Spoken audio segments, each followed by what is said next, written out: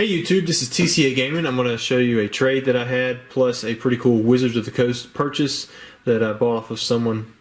The trade we're going to do first, I traded my first edition base set Charizard. It was a low grade, but still valued around 1600 or so. I traded for a first edition holographic Dark Charizard in PSA 9 condition, and then this was the bulk of the trade. I'm going to let you look at it for a second. For those of you who are familiar with the original Black Star promos, you know that there's something wrong with this card. And if you look at it, there's no WB the first movie gold stamp right there. We've seen the inverted, super rare, very hard to find. We've seen the one gray stamp that I had with that Dragonite. I don't really know how rare those are. And then this one doesn't have any type of indication that a stamp was going to be there. You can look at the back side. It looks really nice. I think it's going to pull an 8 or a 9. It does have a little bit of whiting right there. You can kind of see it when I put my finger behind the card. But I've never seen a Mewtwo or any of the 4 WB promos, the 2, 3, 4, or 5 from the Black Star promos, that don't have any indication whatsoever of the stamp itself. So this is really cool. I was more than happy to pay up for that because it is very exclusive. Next up, we're going to jump into the purchase that I had. I'm going to read the letter to you guys that he sent. It said, TCA, here's my collection, mostly cards from the 1999 to 2007 era. I apologize as not all cards are in perfect condition. Most, I hope, are in great condition. They are all of my rares. I looked them over one last time before shipping them to you. It's crazy how much I remember most of these and how attached I am to them. The cards after the Japanese rares were some rares I had in decks throughout the years. Back in the day, I had a friend whose brother lived in Japan. He always brought packs home to us, which is where these came from, which is where those came from. I appreciate you taking the time to look at my collection. I know they are in proper hands. I hope you have as much fun taking a look at them as I did collecting them, playing the TCG. I hope we can work out a deal so they can finally see the light of day again. Thank you, Tim S. And I'm glad we made a deal too. Most of his collection, unfortunately, was pretty beat up. But I think after we go through everything, you're going to see how much it really could have been worth if they had been kept in great condition. But even in bad condition, a lot of the cards were very expensive. This is the small stack of near mint cards I was able to pull out of it. I'm pretty strict when it comes to near mint, but these are ones that I see as near mint. We've got us a Shining Magikarp. You can see the Magikarps in the background, pretty cool. This is technically the second Shining. Shining Gyarados was first because it's number 65. Magikarp was number 66 because back then they did it in alphabetical order, and Gyarados comes before Magikarp, not in the evolution line order or the Pokédex entry order like they've done in other sets. So here we have a Suicune. It's got a nice swirl up to the side there. Got a Feraligatr from Expedition. Man, the e-reader cards just always look good. Got a Vaporeon from Unseen Forces. Got a pair of Absols, the secret rares. Actually, that's just the number 1. Here we have probably the best card in my opinion from the package that I bought. It's a Skyridge Umbreon. Just looks so good. I think it's got about a 9 shot. Here we've got a Skarmory EX, a Meganium EX, and then we also have a Meganium from Expedition, and then we're going to finish off with a Charizard from Power Keepers. So there's a lot of cool cards there. I'm going to put the Umbreon in the background. I like it. And then probably the Suicune and the Magikarp. So that was the near mint stack. Those, what was it, like 12 cards or so, not that many. Next up we have an excellent near mint stack. Now these cards will probably be near mint to most sellers, that, like if you were to buy these off eBay, but I'm pretty strict about what I sell as near mint and what I sell as excellent, and that's just because I'd like to rather have the strict buyers buying from me at times, and then of course, some of these, I've had people tell me, that my near mint isn't their near mint, and you know what, that's going to happen. But I'd rather have buyers pleasantly surprised than the other way around. So we've got us a Houndoom, 2 of them from Aquapolis. Those are the reverse holos. Got an Arcanine from Aquapolis, the holographic version. Got a rare Dark Charizard. Got a holo Charizard.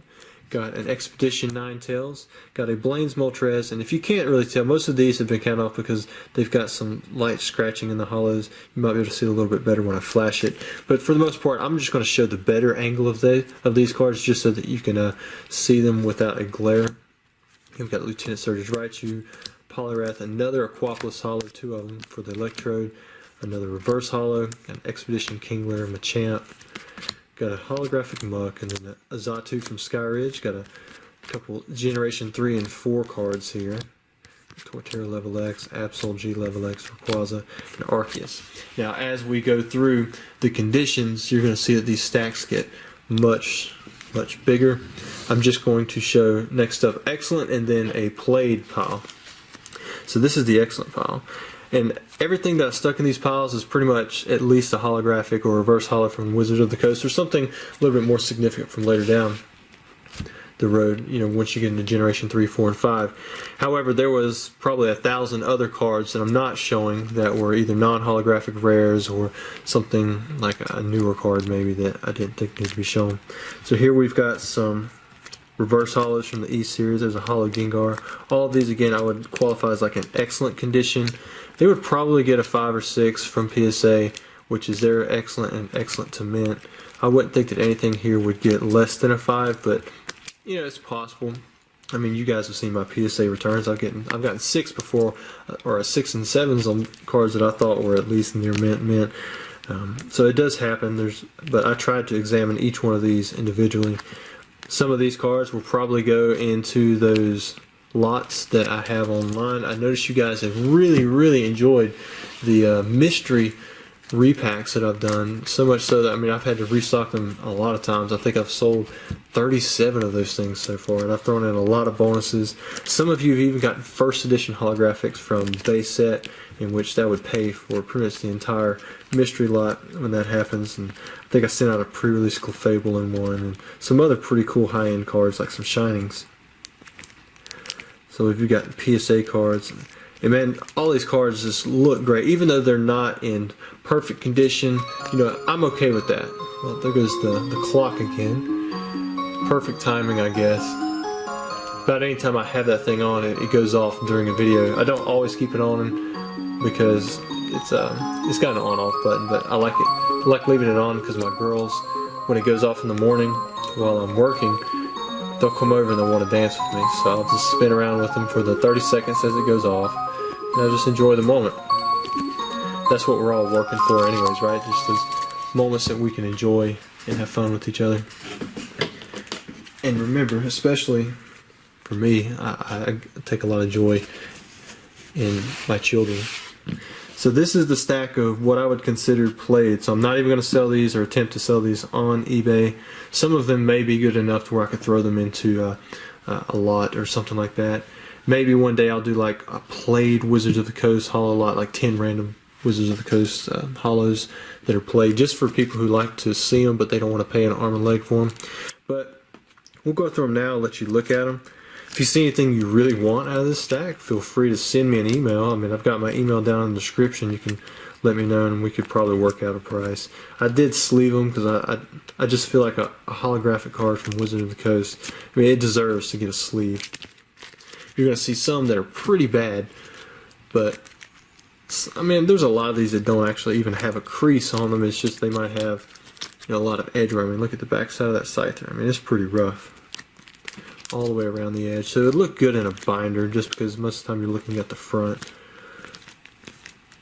So if you're not so hardcore in the collecting, you just like looking at the cards and you want a binder collection, stuff like this would be the way to go because they're going to look good and you don't have to pay an arm and leg for them. If you really want mint stuff, man, these, you would definitely not want any of these. I'm telling you, I looked at them and I know that they're not mint. Dark Espeon, it's a shame to put cards like that in the played condition pile, but nevertheless, they're still good, and I paid something for each and every one of these cards. And it just goes on and on. You got another Umbreon there. I was really hoping that was going to be a gem mint card because it's a tough PSA 10, and I've got a guy who's been wanting to get my PSA 10 for a while now. It's about $700 as a PSA 10. Would you believe that? You can get a 9 for about $30, or at least you could. I don't know what it's up to now. I think once people realized that the PSA 10s were so much harder to get, they started buying up the 9s. Look at that Gyarados, and it is rough. There's another Gyarados. Going through the water Pokemon now. Raichus. Got Dark Raichus, Pichu from Neo Genesis. A little over halfway through this played stack, and we're just flying through it. I mean, tons of Wizards of the Coast holos. I'll probably just put these in a 5-row box and let them accrue.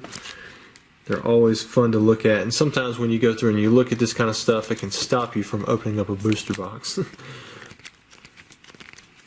And for me, that's important because this is what I do for a living, so I don't want to be killing all of my inventory like that. Although a lot of you have been buying the heavy base set box or base set packs in Fossil and Jungle. I might have some more coming in soon.